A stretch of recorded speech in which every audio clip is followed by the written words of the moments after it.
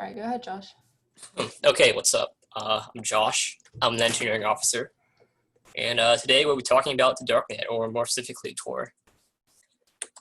All right. So, what is the darknet? So, it's not really like a technical definition for the darknet, but it's basically just like a bunch of different protocols that are used to either like obfuscate like what you're trying to search up and stuff like that. There's also the term deep web, which isn't the same thing as a darknet. The deep web is basically just anything that's not accessible to web crawlers. So like stuff that's put in like robots.txt or like all these other resources here. Yeah. So pretty sure most of you have heard of Tor. That's one of the protocols. There's also some other darknet protocols such as I2P and Freenet. Basically, it's just any like different like network protocols built on top of standard protocols or custom protocols built on top of standard protocols that are used to like access certain stuff. But in this talk, we'll mainly just be going over Tor. All right, so what is Tor? So basically, when you create a connection, or like when you look up something in Tor, like let's forget about like connecting to .onion websites and whatnot, or hidden services. If I just say you just connect this, it's like some random thing. Basically, what happens is there are these public directory servers that have a bunch of have the information of a bunch of like IP addresses of servers called relays. And what these relays do is they form a circuit which routes traffic from your computer to your destination. So whenever you create a new connection to, like in this example, Bob's server, your Tor connection will at random fetch, like, I guess in this example, 3 Tor relays. The first one, it always does at least 2, an entry relay and an exit relay. Then it has some middle relays, the number of which is different. You can specify in a config how many you want. Yeah. So these are the main types of Tor nodes or Tor relays. The first are the entry nodes / guards. And these relays are important because basically how Tor works is that it doesn't change. Oh, let me see. Yeah, I think you'll be able to access the recording later. Or you might, I'm not sure. Yeah, so basically, the reason why these are important is because it's Tor by design does not change the entry nodes when your circuit switches. And there's a reason for this. Basically, whenever you load up Tor for your connection, it chooses like certain nodes to use as entry nodes, and it will only cycle between those nodes, and it will change it out. I forgot how long it takes to change it out, but it will change it out very rarely. And the reason why they don't switch out these entry nodes as much as the middle nodes or the exit nodes is because they want to protect against correlation attacks. So let's say you have like an attacker, like there's like n total nodes or relays in the Tor network, and an attacker controls C nodes.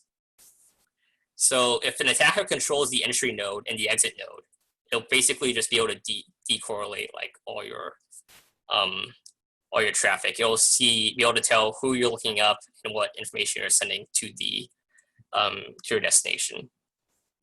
So to protect against this, they don't switch out the entry node, because if you think about it, the more they switch out the entry node, the more chances it gives the attacker to match up entry and exit nodes. It's better for them to, if you think about it, the only disadvantage of having only one entry node is that the entry node, if the attacker does get the correct entry node, they'll get more information because they use the same entry node for more connections. But the reason why they do this is because the risk associated with having a partial disclosure, i.e. like one of your circuits is compromised, is deemed to be like it's basically like the law of diminishing returns. If you can man in the middle like one of the circuits, it's usually not. It's a lot worse to go from like man in middling 0 to 1 circuit than from like 1 circuit to like all your 6 of your connections. So that's why they don't switch out the entry nodes that much. And then the exit nodes are basically the same thing. Except there's nothing special. They just forward the connection between. They're basically the end of the Tor circuit. They forward your traffic to the destination. It's important to note that none of the traffic is encrypted from the exit node to your destination. So unless like you're using like HTTPS or like some other protocol that's using like encryption, like SSH or something. Like, if you're just using HTTP, then the exit node can just like read all your information. So don't rely on Tor to encrypt stuff. Not CS knowledge in particular, but I guess you might need a little bit of networking knowledge. I'll go over like the networking knowledge you'll need to know. And the middle relays are self-explanatory. They're just like stuff in the middle of the circuit. Okay, so and then there's bridges. Yeah. So I assume most of you have heard of the Great Firewall in China.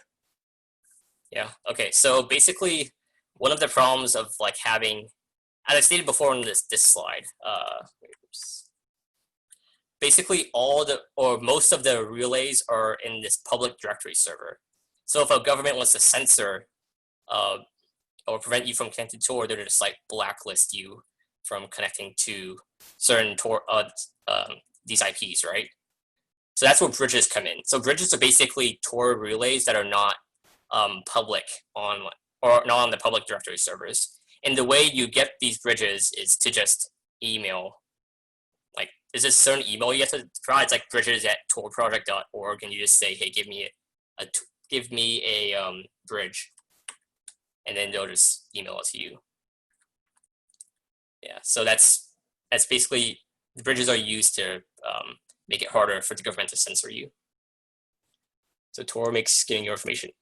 Basically, Tor makes it so that the destination that you're connecting to doesn't know your location, and B, like for example, your ISP or like a government that's watching doesn't know what you're accessing. That's the main thing. And basically, I guess the main thing is like, let's say like you can also like, main difference between like Tor and a VPN is the VPN, you just have to trust the VPN. Because if we go back to the Tor circuit diagram, there's multiple relays and each of these are connected, which I'll explain to you how this is secure. But let's say there's only one node, like Alice goes directly from the entry node to Bob. If there's only one node, or in this case in the VPN, then you just have to trust that node that it'll because the node will know who you are and what you're connecting to. Whereas the entry node only knows who you are, but doesn't know like what you're sending or doesn't know who you're sending to. The middle node, all it knows is that the entry node sent it some stuff, and the exit node is sending its stuff to the next stuff. Yeah, so it only knows like the 2 nodes that are connecting to it, which is good. Are there any disadvantages using Tor all the time? Well, certain stuff you shouldn't use Tor for. Like, if you just use Tor to watch YouTube videos, that's bad because people really need the network and you'll just congest it. Why does the entry node not know who you're connecting? So the entry node, all it knows is the next node in the chain, right?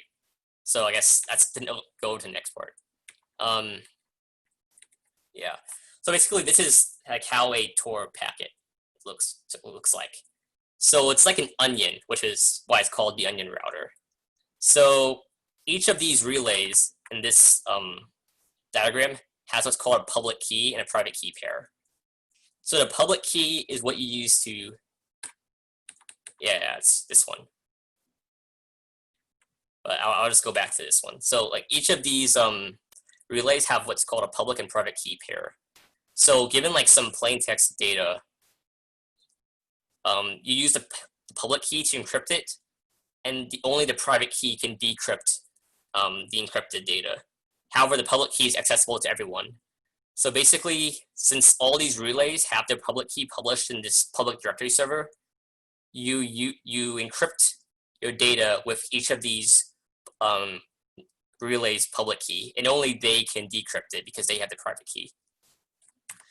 So the way it keeps it secure is, like, let's say you want to connect, so let's say you go from A to B to C. So first you have your plain text message here, right? And then you encrypt it using the exit node's public key. Then you encrypt it using the middle relay or router B's public key.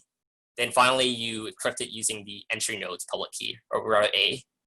So when you forward it to the router A will decrypt it using its private key, and it will only see this encrypted router B like ciphertext, and it'll see it should send it to router B. So that it only knows that it should send this router B ciphertext to router B. And then it sends it to router B decrypts it, and it only sees router C ciphertext, and that should send the ciphertext to router C, and so forth. Then when it sends it to router C just decrypts the message plus the final destination, which is Bob, and it sends it there. So that's why it's like an onion, because it wraps the plain text in the different relays keys.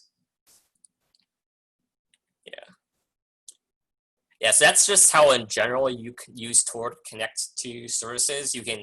Tor basically works for like any TCP traffic. I don't think it works with UDP traffic, but yeah, it works for like anything using TCP.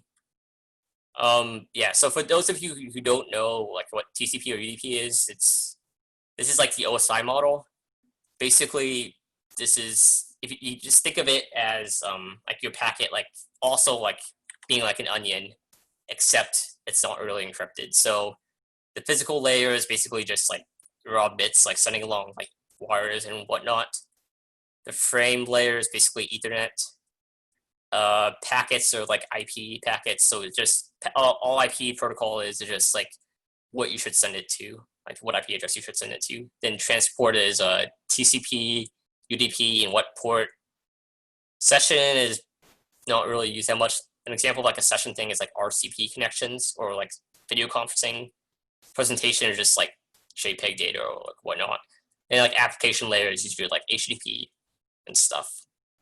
So basically anything that's TCP and upwards works. So since HTTP is based on TCP, you can like use HTTP with Tor or SSH. Okay, so hidden services. So for those of you who've like seen like the .onion addresses, the way you connect to the .onion addresses are a bit different, because hidden services are basically set up in such a way that even if everyone can access the hidden service, it's hard to know where the hidden service is actually located, so that prevents it, like the government, from taking it down. Like, yeah. So yeah, and the key thing is you can only access the hidden service through Tor.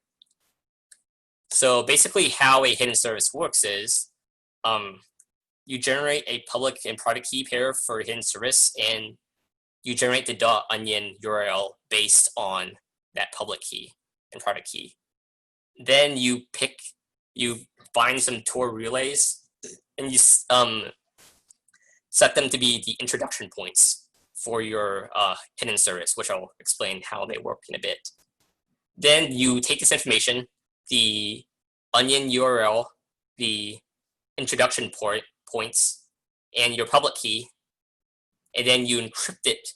Then you sign it using your private key. So basically how signing works is, signing is basically such that if you have some data in your signature, and someone can use your public key to verify that it was you that actually created that data, because only the private key can create the signature for that particular data. So that's how they know that the onion address is legit, plus the introduction points. And the reason why like you can't just like put a random like public key in for like someone else's onion address is because the onion URL depends on the public key. So yeah, so basically he publishes these. So Bob's hosting this hidden service. He's setting up some introduction points, and he's building circuits to them to connect these introduction points to his hidden service. Advertising it on the public directory. So whenever like Alice in this case wants to go to this hidden service, she fetches the data from the public directory, and she picks a rendezvous point. This can be like any Tor relay, but she gets to decide which relay it is. So basically, she sends the writes a message to the hidden service, which contains the rendezvous point in a one-time or secret, and she sends it, and she encrypts it using Bob's public key, and then she sends it to the rendezvous point, which uses the same like Tor circuit as before. Yeah, and then basically the rendezvous point forwards this information to Bob using its own Tor circuit, so it can't decrypt it because it needs the private key to decrypt it, which only Bob has. Then Bob decrypts this, and then Bob connects to the rendezvous point, and then they just forward traffic based on this. And the rendezvous point doesn't know anything about it because it only knows the last exit node in the Alice's circuit and the entry node from the rendezvous point to Bob's circuit. So that's how hidden services work, and that's how they basically they prevent people from finding out the actual IP address of the hidden service. Yeah. The introduction points are basically just like any like Tor nodes, and then but the hidden service chooses which introduction points to use. Any other questions?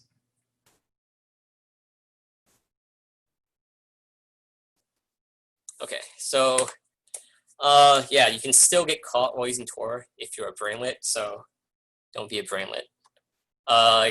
So basically, one of the archetypal examples of someone getting caught despite using Tor is the Harvard bomb hoax. Basically, some Harvard student was caught faking a bomb threat to the school to get out during finals. And the reason why he got caught was because he basically used Tor on school Wi-Fi to log into this I think it was like a Guerrilla Mail, like some like throwaway email provider to send the fake bomb threat. And since not many people use Tor on the school Wi-Fi, and they knew the the email was sent out around that time, they basically can just tell that he was using Tor. Keeping note, your ISP can tell if you're using Tor, so that's one thing.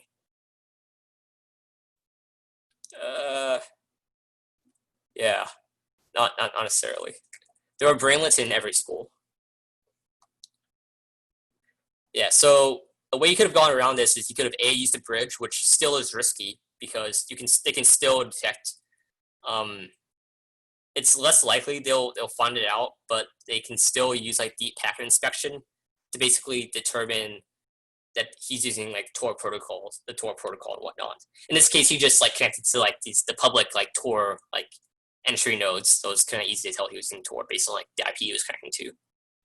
But for using a bridge would have made it slightly harder for the sysadmins to tell they were using Tor.